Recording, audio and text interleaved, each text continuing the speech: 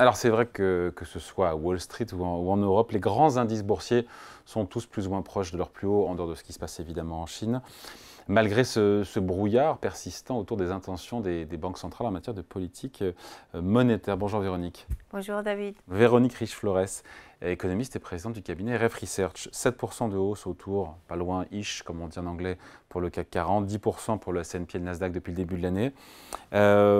Finalement, ils ont quand même raison ou pas d'être euphoriques les marchés? Parce qu'on voit record de dividendes, d'irachat d'actions, tout va bien, non? Les taux vont baisser, il y a comme des raisons d'être positif, non? Alors, il y a tellement de raisons d'être, tellement de faits anxiogènes et de développement anxiogène dans ce qui nous entoure et ce qui entoure les individus, qu'on peut effectivement s'interroger sur cette performance des marchés et ce qui nous renvoie comme sentiment, c'est-à-dire qu'il y en a encore sous la pédale et qu'on a l'impression que tout peut les pousser plus haut. Et effectivement, je pense qu'on est vraiment dans un contexte où il faut se forcer, hein, mais arriver à déconnecter la vie des marchés avec la vie économique, parce que les résultats économiques ne sont quand même pas exceptionnels non plus, et les perspectives ne sont pas non plus particulièrement encourageantes. En revanche, vous avez des entreprises qui arrivent toujours à maintenir un pricing power. Et ça... et des marges. Il y a de la marge et il y a des marges, effectivement. Alors, on peut l'estimer à partir des comptes nationaux. On regarde les coûts, on regarde comment évoluent les profits par rapport aux coûts. Et on voit que finalement, entre l'avant-Covid et le post-Covid, et aujourd'hui, on était sur une marge de pricing power en moyenne au niveau de la zone euro de 0,6% par an. Pop. On est passé à 2,4, à 2,5 selon nos estimations. Ça fait, mine de rien, ça fait un écart de 2%, hein, qui a l'air de s'installer. Alors cet écart-là, il nous dit, pricing power, c'est quand même de l'inflation. Oui, mais c'est une inflation qui est en train de ralentir quand même.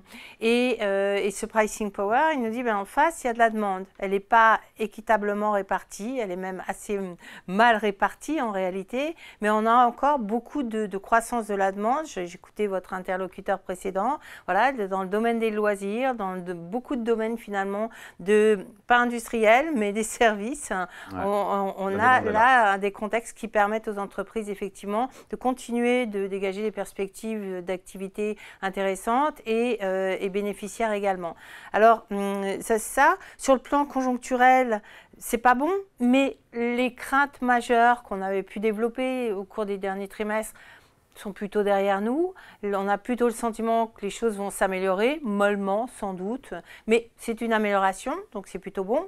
Et enfin, les banques centrales devraient baisser les taux d'intérêt. Alors, par contre, là, c'est de combien? C'est un peu ce que vous ouvriez comme question en introduction.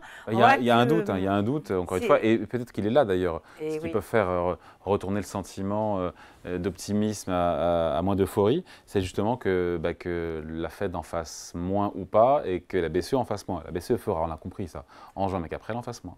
Voilà, alors la BCE, elle fera probablement, c'est presque garanti en juin. Oui. Mais maintenant, les regards sont un peu plus loin, juillet. Ouais. Il y a 2-3 semaines, paraissait évident qu'on pouvait faire juin et juillet. Ouais, maintenant, c'est plus évident. Aujourd'hui, ça craque un peu là, sur juillet. Il y a eu les publications des salaires, encore en légère augmentation, mais il y a fondamentalement tout cet environnement du reste du monde, et une banque centrale européenne regarde ce qui se passe ailleurs. Aux États-Unis, l'inflation résiste. Au Royaume-Uni, la partie hors alimentation énergétique également, vous avez eu des hausses mensuelles qui sont complètement hors normes, qui ne permettent absolument pas d'envisager qu'on revienne à 2%.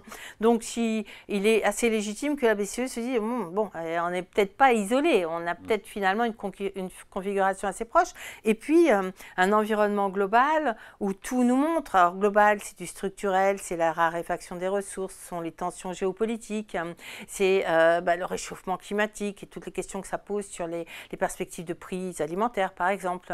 Tous ces éléments-là qui nous disent il y a quand même de l'inflation dans les tuyaux structurels. On ne sait pas comment elle va se manifester, sans doute par choc d'offres qui sont en général totalement imprévisibles. Mais tout ceci nous dit, plus l'action des gouvernements, le niveau d'endettement des gouvernements qui finalement va leur faire sans doute préférer également un environnement un peu plus inflationniste. C'est la politique par rapport aux banques centrales. Donc tout ceci est en train, je crois, de maturer à nouveau au niveau des investisseurs. C'est-à-dire qu'il y a eu l'euphorie, l'inflation va baisser, c'est fini. Et puis maintenant, il y a un retour à la réalité. Oui, ça va peut-être baisser, mais fondamentalement, le maintien à 2% durable est assez peu probable. Et tout ça, c'est en train de germer, me semble-t-il. Et du coup, ça fait remonter les taux d'intérêt futurs, là, depuis la semaine dernière, même, hein, ça a commencé un petit peu. Les perspectives de baisse des taux des banques centrales se réduisent. Donc, deux gestes, la BCE, est-ce qu'on ira vraiment plus loin? Pour aller plus loin, il faudra que la Fed dégaine. Et est-ce que la Fed va dégainer? On ne sait pas encore. Voilà. Et il faut plus de... Je pense que même elle ne le sait pas. Elle-même ne le sait pas et je pense qu'il y a une incertitude énorme. Ce qu'on voit, c'est que les effets de levier sont très forts. C'est-à-dire que dès que les taux longs baissent, il y a toujours une reprise quelque part de la demande qui s'érode au fur et à mesure que le temps avance. Hein. Néanmoins, c'est très clair. C'est pour ça que les indicateurs américains sont quand même de moins bonne facture. Mais est-ce que c'est suffisant? Est-ce qu'en accélérant le pas, en baissant des taux directeurs, on ne risque pas de recréer des conditions qu'on va regretter dans 9 ou 12 mois et qui seront plus inflationniste? C'est ça le débat. C'est une question de fine-tuning, comme on dit, mais qui est particulièrement compliquée aujourd'hui. Véronique, on sait que le marché boursier américain donne le là et est un marché leader. Quand on voit le S&P qui a un PER, ratio cours sur bénéfice de 21, on comprend bien que c'est cher. Et en même temps, j'étais surpris de voir, pardon, je suis le seul à le découvrir, mais les bénéfices des boîtes américaines au premier trimestre ont reculé pour le 5e trimestre d'affilée. On se dit qu'il n'y a pas de quoi être euphorique, il n'y a pas une forme de complaisance. Certains se posent la question de la part des marchés qui attendent un retour des croissances bénéficiaires fortes au second semestre. Alors, sur le marché américain. Si on regarde la big picture du marché américain, effectivement, on se pose la question. Oui, il y a sans doute un peu de complaisance. En même temps, il y a d'énormes distorsions sectorielles. Ça, vrai, ça. Et du coup, effectivement, quand on regarde plus dans le détail, finalement, il y a moins de complaisance. Alors, il y a peut-être une gigantesque erreur sur tout ce qui est technologique. Hein, et, sur l'IA sur l'IA. Moi, sur l'IA, je vois juste que la prochaine révolution industrielle a démarré, a dit le patron de Nvidia. Voilà. Et donc, pour l'instant, on est plutôt dans cette veine-là. Et les résultats de la semaine dernière incitent plutôt à penser qu'effectivement, il y a encore matière à bonne surprise et à développement, probablement très important. Et il y a également... Le cours sur bénéfice d'Nvidia est de 25.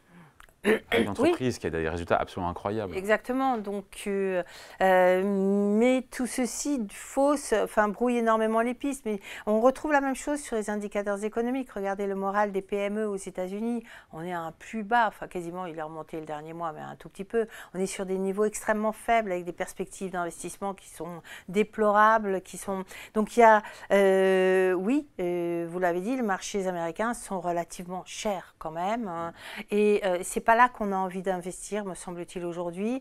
On se dit que dans le contexte actuel, c'est plutôt en Europe qu'il faut envisager un rattrapage. Mais alors, pour avoir ce rattrapage en Europe, parce qu'on n'a pas les mêmes prix, hein, les mêmes valorisations. On est à 14 sur le marché, sur le marché européen.